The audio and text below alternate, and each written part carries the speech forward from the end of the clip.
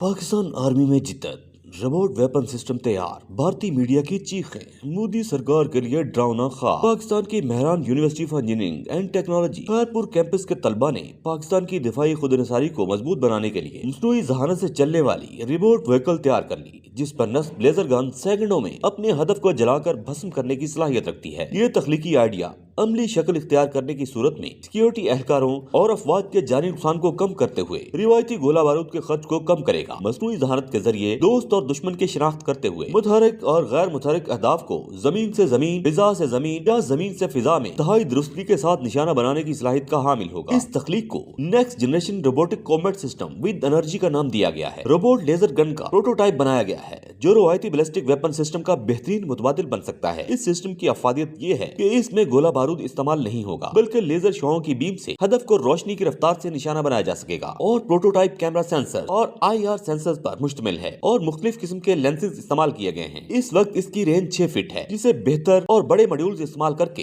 इस हद तक बढ़ाया जा सकता है कि फिजाई हमले के दौरान दुश्मन के मिसाइलों को भी फिजा में ही लेजर शॉओं से नाकारा किया जा सकता है।